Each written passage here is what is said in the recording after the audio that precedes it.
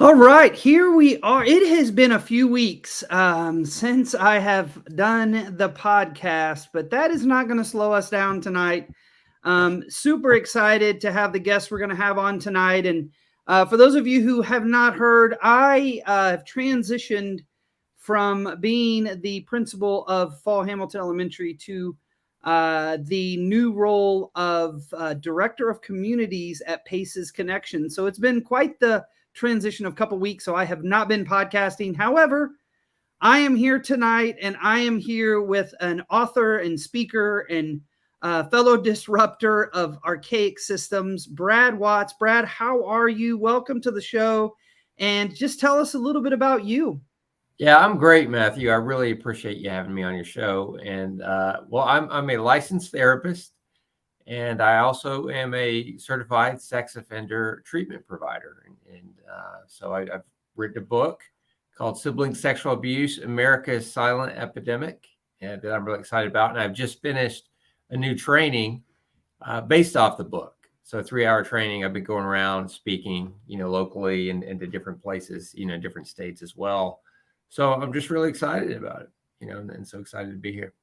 And I'm sure when you say things like sibling sexual abuse and writing a book, it kind of makes people go, "Ooh, that's a heavy topic." And I would say, yeah, it is. And it's a topic that we have to have a conversation around because it's important to understand. And I think that was the whole point of you writing the book. Yes.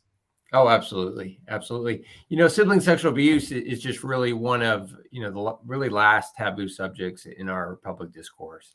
Most things that we can talk about now in our day and age, but sibling sexual abuse is just one of those things that people tend to shy away. But it's like what you said, we need to talk about it. If we're going to make any kind of change in regards to all the suffering that kids and families go through, we have to talk about it and have those uncomfortable conversations.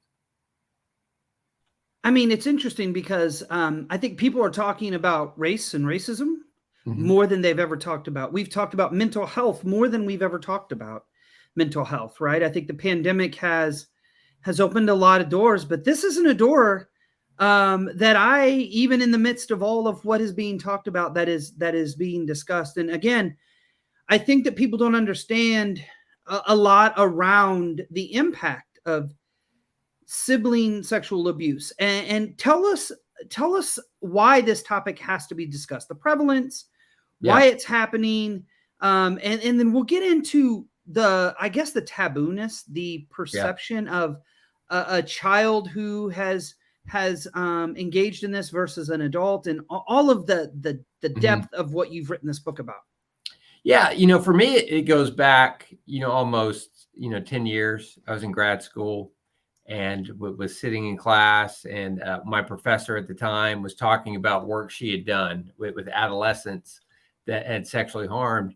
And, I remember just thinking, man, I could never do that, and I would ask her, it's like, how are you able to do that work? And she always spoke so glowingly of it. And so we kind of fast forward, and I moved out of state, up to Virginia, and I needed a job, and I had worked residential down in Tennessee. And, that they basically offered me a job, but they said, you need to work with our adolescent sexual offending population, as they called it. And I remember thinking, man, I don't know if I can do that. And then I was thinking about this professor that I had at Carson Newman.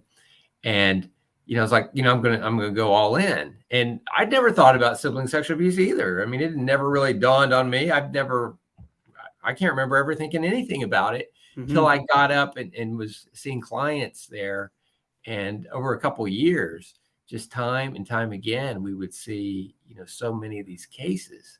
So I prepared this really family treatment manual for sibling sexual abuse families. And so I took it down to Tennessee to present, back here.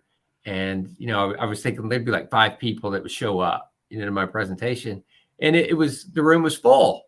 And I was so surprised about that. And people would come up and afterwards and share their stories. And so I put that in my mind. I went back up to Virginia. I presented it at a conference up there, and same thing. And so that really got the wheels turning. And then I start looking and doing research. And I was like, well, there's nothing for parents to be able to say, hey, this is what you need to do. Because like what you said, it's so taboo.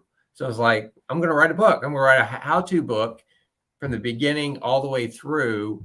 The design was for parents, but I really kind of covered everything. It's really a call to action, for all of us to get involved. So fast forward that, we talk about prevalence. Sibling sexual abuse is the most common form of childhood sexual abuse.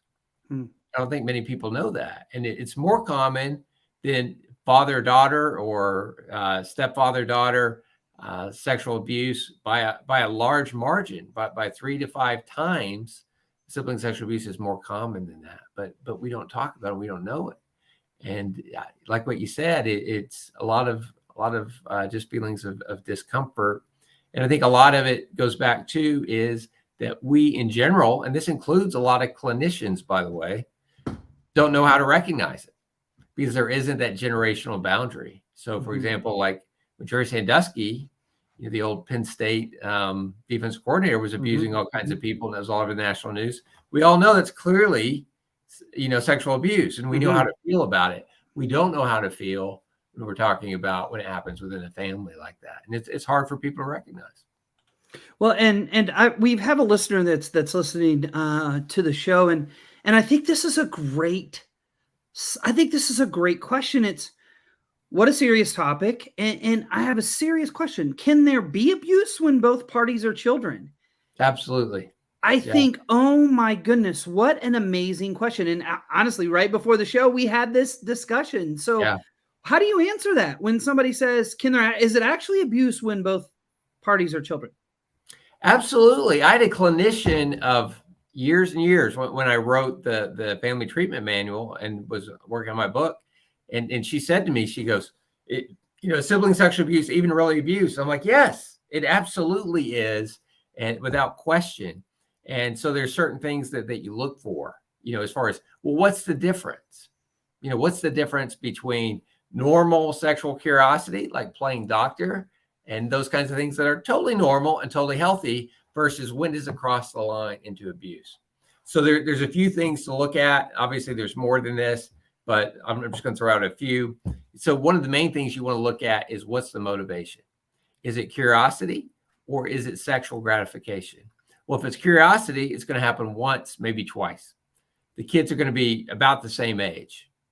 So with abuse, typically what we see with sibling sexual abuse is it keeps returning to sexualized behavior. Age isn't the end all be all, but it does help us to recognize it. So for example, if you have a 12-year-old that's exploring, sexuality with a 6-year-old, well, that's clearly going to be abuse. That there's force or can be force in a lot of these cases, whether that's physical force and threats or whether that's just forced sexual contact. You look at coercion, manipulation, those kinds of things. There's a lot of shame and guilt involved in that, a lot of secrecy, but those are some of the tenets that you can look at to identify it. Well, and I think this is a great comment. And it was, to me, it seems like almost like it's a bullying situation where there's an imbalance in power. And I think this is another great question. Is there a certain age in which the accountability has to come in? And I think that was something we were talking about especially perspective of adults in schools or law enforcement. How do you filter that between, at what age is it where, okay, we've got to see this as a criminal act versus that it's something that had happened and needs to be focused in healing as opposed to a criminal act. What is your thought around that? Yeah. So what you look at, the research talks about the average age is about 15 that this happens, but we see an uptick in it around 12, 12 to 14. Typically when you're talking about under 12, you're talking more like sexually reactive behaviors. Okay. That can be involved. And that's a different measure. That's where you're extending treatment. You're really working on boundaries, what's appropriate, those kinds of things. But typically, that 12 to 14 age bracket, that's where we really see it start happening, where they start targeting younger kids. Your viewer that talked about it being bullying and imbalance in power is an amazingly great comment, because that's absolutely right. It is, you're looking at that power differential is huge in sibling sexual abuse. So they're right on with that comment. And I do want to preface with this being a pretty heavy question, especially for listeners. So if you're listening, matter of fact, I'll probably put a warning on here. You probably don't want to listen to this with your kids in the car.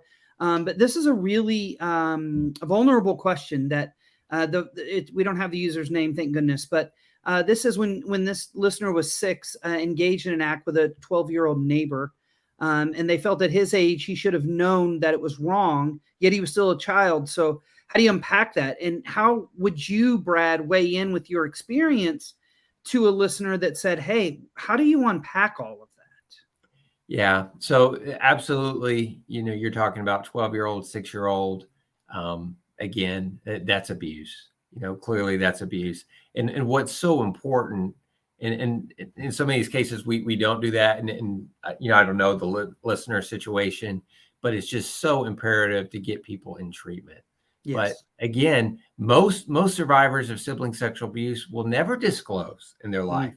And a majority that do disclose, you're somewhere between 3 and 18 years after the fact. So what you see is a lot of survivors disclosing in their 40s and just really not able to escape, the burden that goes with that, and where they see no other option, because unfortunately, all too many times, adults don't believe them and don't act. And so we see results being, really, really outstanding when you're talking about a kid that commits sexual harm and abuses versus a survivor, both need to be in treatment as soon as we can, because of just the catastrophic effects, that we see also in adolescence, but also into adulthood, that follows them. Well, and I think there's power in numbers too, where there's this assumption that children who have had sexual abuse or have been had that experience, that they're going to commit the same, right? Oh, and I think your book goes into that isn't statistically actually as probable as what people think. So share that, because I think that people need to understand that, and especially if you have been victimized, if you have experienced this. So share what you found in your research and when you wrote the book. Yeah, and I want to preface that with, I actually had a conversation with my friend Nancy Morris, who has a podcast addressing specifically sibling sexual abuse. And so and she's a survivor. And so what she brought up to me during our interview was the fact that one of the reasons people don't disclose, and that was the case with her, why she waited so long, is that this false notion in society that if I disclose I've been sexually abused and a survivor of sibling sexual abuse, well, hey, then everybody's going to think I'm going to go and do it. And that couldn't be further from the truth. And I'll give an example. So Matthew Sandusky is the adopted child of Jerry Sandusky, who we mentioned earlier, the Penn State former defense coordinator that sexually abused kids over 30 years. And so somebody asked him on a training that we were on, and they said, Matthew, did you ever, in essence, were you ever have thoughts, or was it a struggle not to sexually abuse others? And he's like, no, absolutely not. And he used the example of, it's like if someone came up to you or me and punched us in the face, does that mean that we would turn around and go look and punch somebody else in the face? Well, no. I mean, of course we wouldn't. So, it's the same thing, that this whole fallacy that, that if you're abused, you'll turn around and abuse others just isn't true. And there, sure, I mean, there's a percentage of people that are involved in that, but it's just, it doesn't mean that to think that, just put that label on people, or that we have to be weary for survivors to disclose. It's just, harmful, in my opinion. Well, and I even wonder too if the percentages of people who do are in line with the percentages of people who would engage in that abuse anyway, right? Like, yeah. And I think statistically it sounds like those numbers are different. And I think this is a really good comment, right? So also that the abuse, a lot of times it's not necessarily sexual abuse. We know the impacts of trauma play a major role on the brain, the body, the development of the brain, the body, the physiological response, the nervous system, all of that, right? That's what trauma does. And so I think this comes down to that cycle, right? It might not be that I was abused or necessarily sexually abused, but that there is this cycle. We call it intergenerational transmission and the epigenetic transfer of trauma, right? Is that we know that there is a cycle of trauma. Now, it doesn't necessarily mean that I'm going to do what was done to me, but we do understand that it does happen in a generational way. Oh, yeah. Yeah. And so when you look at, well, what are the causes of sibling sexual abuse? And like what your viewer, had just stated, you're looking at things like maltreatment, physical abuse, like what they had said, witnessing things like domestic violence, being around, sexual abuse certainly can contribute to that, as well, that their own sexual abuse or others, poor family sexual boundaries can cause that. Again, lack of supervision, even in some statistics talking about even just having a lot of kids, where you can't, sufficiently monitor them as closely as what needs to happen a lot of times with sibling sexual abuse. All these things are factors or can be factors, but particularly like what you said, Matthew, the trauma aspect of this is just massive, like neglect, like I said, maltreatment, all these other kinds of things that they witness. And I think the presence of pornography and the accessibility of pornography right now with Brad, I was a principal for 7 years. I was in education for 15 years. We had first graders who had cell phones that were unmonitored. Yeah. I saw fourth graders with cell phones that were unmonitored. I have an 11-year-old. He doesn't take his phone in his room by himself. He doesn't have his phone in conversations unless we are around. We also use Bark, which is a indication app. Of course, kids can figure it all out. They know how to navigate all around it. They are brilliant. They are geniuses when it comes to it. But at the end of the day, the accessibility to kids to information, and particularly pornography, is so unbelievably disheartening. And if parents and educators aren't aware, it's time that we start being more aware. And what have you seen in your work around accessibility and frequency of the use of pornography? Yeah, Matthew, you're absolutely right. And I read one study that the average teenager, has, over 3 devices that they have. And like what you brought up, they're not looking at the old school magazines. They're not even looking online on like home computers. It's on the phone. And a lot of times they're producing their own, taking pictures or forwarding pictures and doing those kinds of things. But pornography, particularly, and I'll say this, violent pornography, the escalation in the level of violence of pornography, particularly over the last 5 to 6 years, is insane. And it plays a huge role in this. So, for example, I think it was, if I'm remembering this right, Anna Bridges did a content analysis of basically took 100 of the most popular, say quote popular pornographic films and did analysis of scenes out of them. So what she found was that these scenes were littered with just violent sexual acts like hitting, choking, slapping, those kinds of things. So what are kids seeing in this? So your average kid is seeking out, not seeing pornography, but seeking it out for the first time at about 10 years old. 10 to 11 years old is what we see in the research. So they're witnessing all this, and they're doing it out of curiosity. They're not going to parents to talk about their sexual questions. At 10, 11 years old, where are they going? They're going to their friends. And then their friends are talking to them about pornography and sites that they can look up, things that they can look up. So they're seeing all these violent, aggressive acts. And they're thinking, oh, this is what sex is. This is what, as a young man, this is what masculinity is. This is how I need to act. And so, for example, think about this in just real world responses. So if I walked up to you and slapped you across the face, what would you do? That's a great question. I don't know what I would do. I would probably try to slap you back, but then again, who knows? It depends on what mood I'm in, I guess. Exactly. It's Yeah. like at the least, you're not going to be happy with me. No, I I would probably definitely need to be get a upset. dunk. Yeah. Yeah, and so I probably need to get out of the way, or I'm going to get hurt. Well, Right. in porn, these women are getting slapped. Well, what is it that they're doing? Well, what they see is they're moaning, they're Mm, asking for more, or not acting out in any kind of negative way. mm. So it's the exact opposite of what a real world reaction would be. And that's what they're programming their brain with at 10 and 11 years old. And well, you think about, well, what age do parents talk to their kids about sex? Well, a lot of kids will be like, tell me 13 or 14.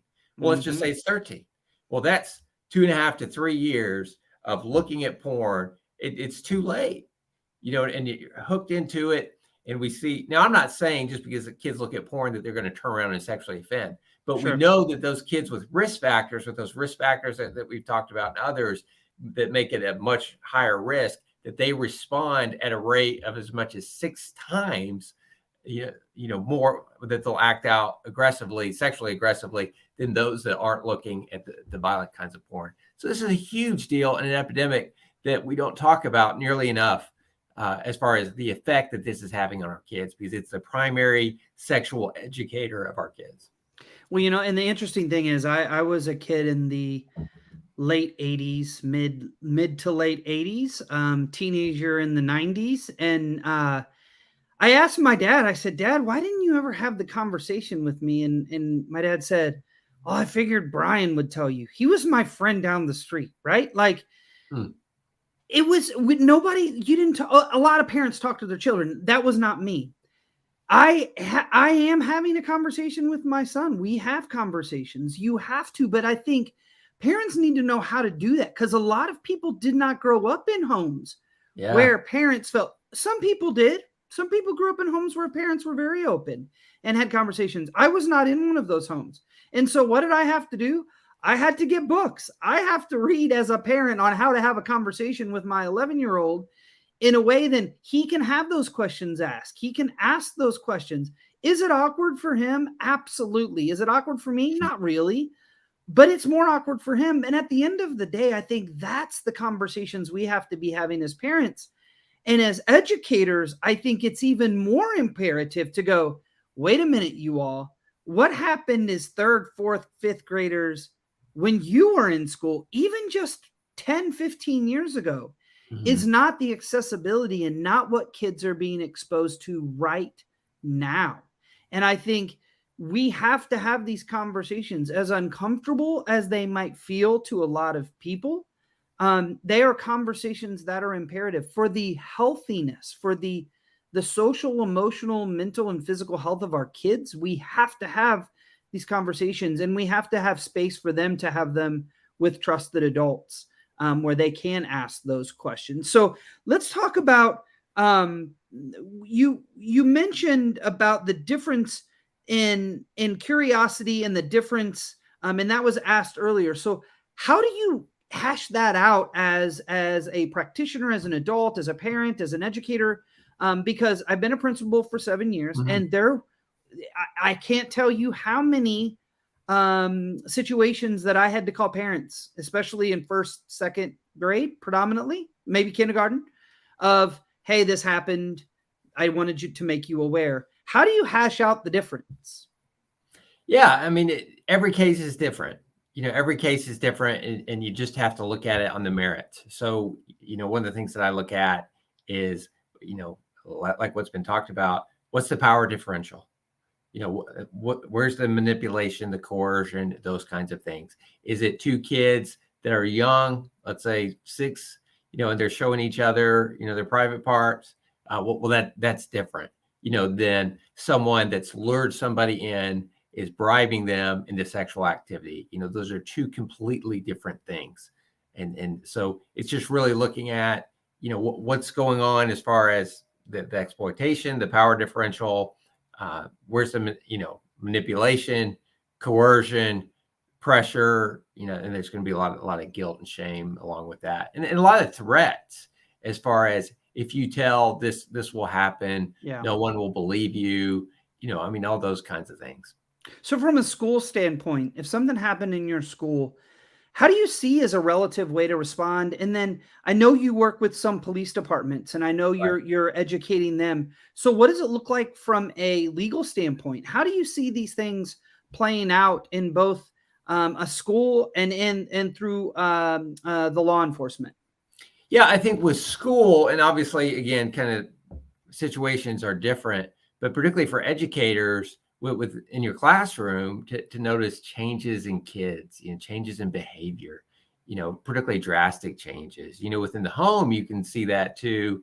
And particularly if one child is acting totally uncomfortable and different with a sibling, those will clue you in to different kinds of things. As a kid's grades just dropping off precipitously without note, it's like, what's going on with Johnny? And not being afraid to ask. I tell people all the time, if you feel something in your gut, you're usually right. And to follow that instinct. And it's always better to be safe and kind of ask those questions. And a lot of times they'll deny it, but doing what you can as far as that goes. Law enforcement, when you look at law enforcement, there's too much punitive in our system. What kids need is treatment. And so certainly breaking the law, when you talk about abuse, there are set standards that people follow, but really what needs to be done is getting kids into treatment. I mean, that's what they need, whether it's the kid that's abusing, whether it's the, excuse me, the survivor. Treatment is imperative, and the treatment is imperative for the whole family as well. So it isn't just, the kid that is abused, the sibling that's committed sexual harm, and the survivor, but the family needs it because it's a family response that needs to happen, because there are certain fault lines that are exposed within a family that there's usually a lot of other problems going on, not just the abuse. But certainly, this is important to remember. Sibling sexual abuse happens in high functioning families. It happens in dysfunctional families. But to think, we're this social class, it can't happen to us. I'm telling you, I've had so many families and so many parents, and great parents have done a great job, that are just like, Brad, what did I miss? How did I miss it? And you're just not thinking along those lines.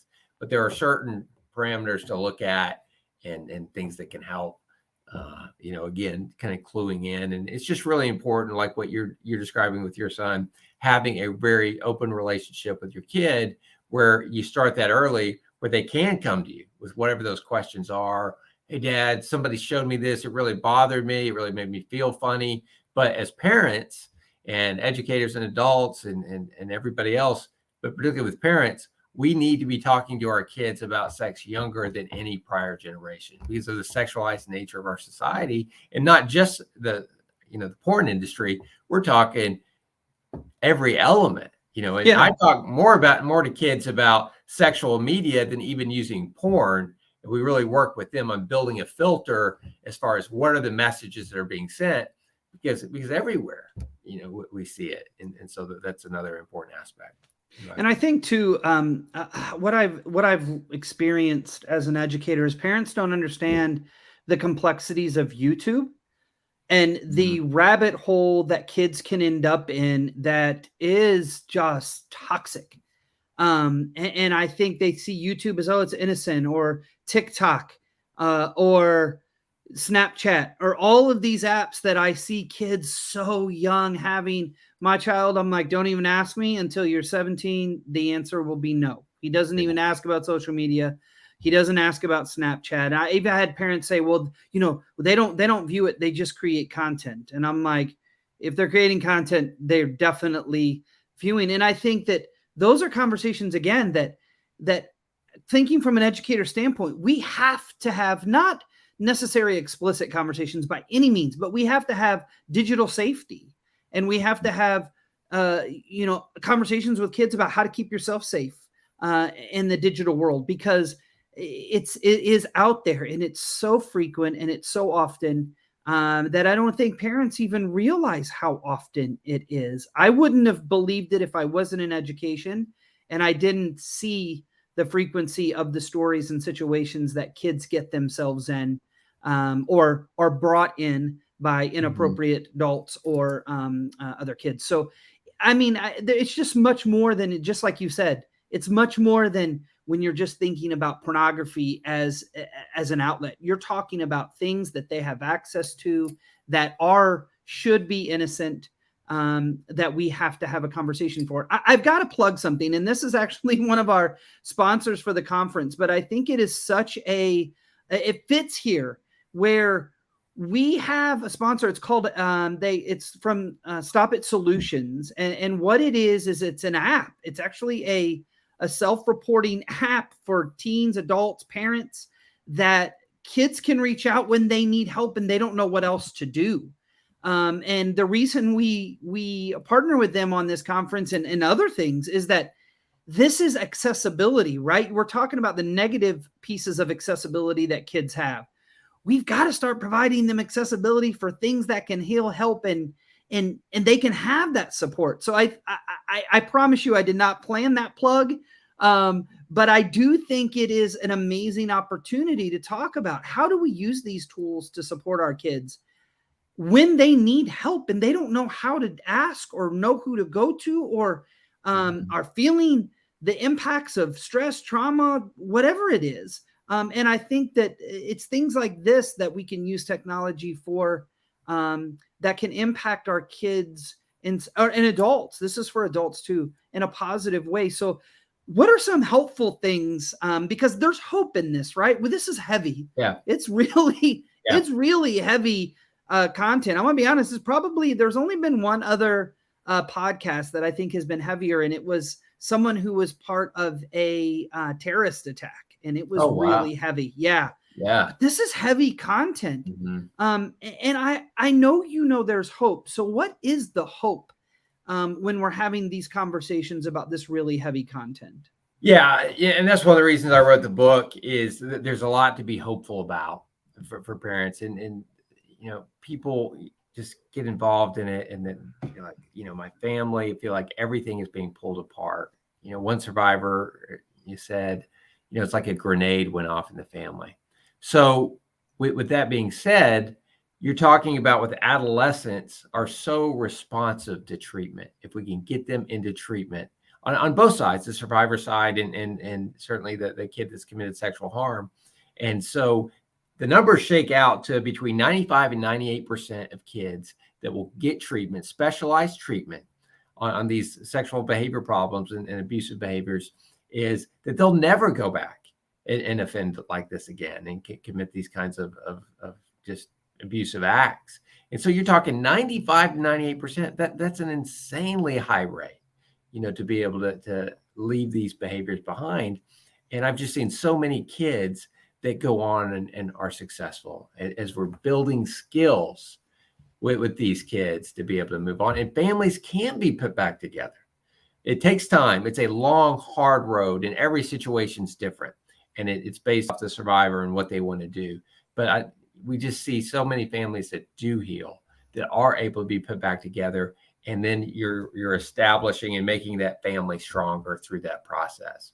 And so, like I said, every family is different, but kids respond so well to treatment.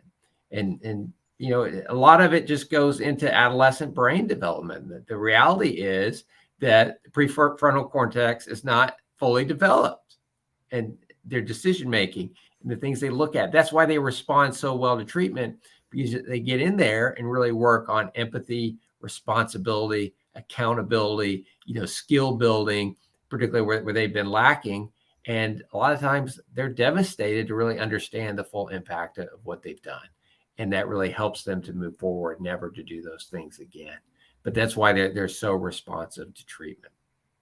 And Dr. Winley says children have to feel safe, right? And that's part of that healing process. That's part of the power of the malleability of the brain, how we know that when they're, even through adversity, even through this, the intensity of sibling sexual abuse, there is always hope of healing, right? We understand that when the right, safe, stable, nurturing, supportive, skilled adults are with kids, they can absolutely heal, right? And I think what I heard you say too is families. And I have had experiences as a principal where families have gone through this, and the guilt that the parents feel is so man, that the weight that they bear of, I should have known, just like what you said, I should have known that, my stepson was here, I had no idea. And I think that healing is absolutely when the treatment is there, when the safe, stable, nurturing, supportive relationships are there, that kids can come out just with, as in any adversity that they might experience. So the last question I ask, Brad, is what do you want educators to know? What do you want them to know around what we've talked about tonight? Just how important they are and the role that they play in this. So I talked earlier, some of the reasons that I wrote the book, but really, a big focus is a call to action for all of us. And we need to start talking about it. That's the number one thing that we can do. Is it uncomfortable? Absolutely. Absolutely. For everybody. But this is such a problem. And I call it in the book an epidemic, because that's exactly what it is. Mm-hmm. And if we are going to make progress and we're going to fight this, it takes all of us. And what we do is so important. All of us working together, whether it's clinicians, parents, educators, government officials, judges, law enforcement, social services, all together talking about it, working on it, educating ourselves. Because to me, this is right up at the top of some of the most severe traumas that we can, that kids and anyone can undergo. I get emails from adult survivors all the time that just really, will break your heart with everything that they've gone throughout their life. And particularly, we need to fight for families, for our kids. And like what Dr. Winley said, it's important when we talk about physical safety, but we can't neglect the emotional safety. Right. So what happens is we work on the physical safety, but so often the emotional safety is neglected. And that's where healing is going to take place with these survivors, and certainly with these kids that have committed sexual harm, to really work with them as well and addressing their trauma, because that's tied into what they've done too. But all of us, it takes all of us, and using our voices, using our platforms. I mean, my goal is to make my community better, more Mm-hmm. aware, to be able to hold, I have a goal of holding a fundraiser there, to be able to raise money for families that have encountered this, that they can get the treatment for everybody, that we can break down these walls from these excessively punitive responses to where we can get people in treatment. Where parents don't feel the fear to be able to go forward. So I use the example, with people when I get presentations and trainings. So for example, if my wife gets cancer, well, what can she do? She can reach out to all kinds of people. She can reach out to friends on social media. She can talk to people. She can get advice. We can do all those things. If we find out, or parents find out that, Johnny, my son Johnny has sexually abused my daughter Jill, well, you can't post that on social media. Like, where do I go? What are the answers? Who do I go to get treatment? We're so lost, and these families are stuck just carrying this heavy burden, this secret, and not going, and they don't know how to go to seek treatment. And we need to spread this message that, yes, as difficult as that is, there is hope, and there is a path forward, and there certainly is. And, one of the great joys that I experience is to work with families at the end of that, and to see that they were just so despondent, and felt like there was no hope, to see that there is hope, and they see the progress that is made within the whole family. And, we need to spread that, because people change. People can change, particularly among adolescents. So powerful. And I hope that as educators that are listening to this, and practitioners and therapists and social workers and school counselors and parents and everybody that listens, and Brad, this is listened to in over 100 different countries. So context is going to be different, and different cultures and different aspects. But at the end of the day, I think the key to this whole conversation is that people heal. People can heal if given the right conditions. And the brain is malleable. And I think what Dr. Winley said is definitely emotional safety, right? Making sure we have kids that are in spaces that are not just physically safe, but emotionally safe is so important. So Brad, if the listeners want to get your book or follow you, where can they find the book and where can they follow you if you're on social media? Yeah, they can just go to my website, bradwattslpc.com. Social media, just at Brad Watts LPC on Twitter. Feel free to shoot me emails, bradwattslpc@gmail. So I love hearing from people. Awesome. And if you want to follow me, I'm right behind if you're watching. If not, it is Principal List on Twitter and Instagram, even though I'm not a principal anymore. I'm going to keep that because I still am at heart. If you want to follow me on Facebook or LinkedIn, you can follow me by my first name. If you want to follow me on Facebook, you're just going to see like pictures of my child and my dog and me fishing, and it's not that exciting. LinkedIn is more professional, but you can also follow Paradigm Shift Education, the Trauma Informed Educators Network, or the Trauma Informed Educators Network podcast. And as always, please hashtag us at Disruptors Unite and TIE Network. And lastly, I am going to beg people, please leave reviews of this podcast. Please share the podcast. The more reviews we have, the more feedback I get, the more I understand on what listeners want. And so please leave those reviews on whatever platform you utilize.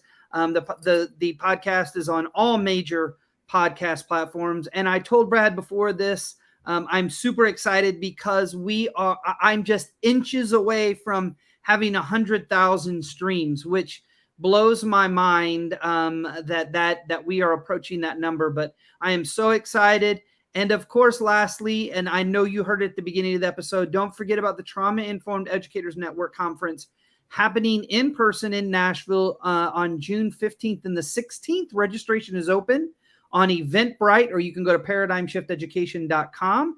There's also going to be a virtual option, asynchronous after the conference, where we will be sharing some select sessions as well as the keynote and the panel that we will have. So thank you all for listening. Brad, thank you so much for a heavy but much and a necessary conversation, and for the work you've put into your book and the work you're putting into the world to get this conversation started. I greatly appreciate it. And for everyone, if you need to, please continue to wear a mask, and always, whether you do or not, wash your hands. All right. I just turned off the podcast. We are still live. Thank you all so much who were on here live. Dr. Winley, thank you for your participation. We love that back and forth in those comments. And for those of you who also commented that we could see their names, Craig on LinkedIn, thank you for affirming having these hard conversations are really important because they are. And Brad, thank you so very much. And I will be back on what month is it? March 31st with Zaretta Hammond from Culturally Responsive Teaching in the Brain. You are not going to want to miss Zaretta. She is going to bring some heat because, and again, another hard conversation that we need to have about culturally responsive teaching in the brain. So thank you all for listening. Brad, if you hold on just a second, I will close out with you in just a moment. Thank you, guys. Thanks, Matthew.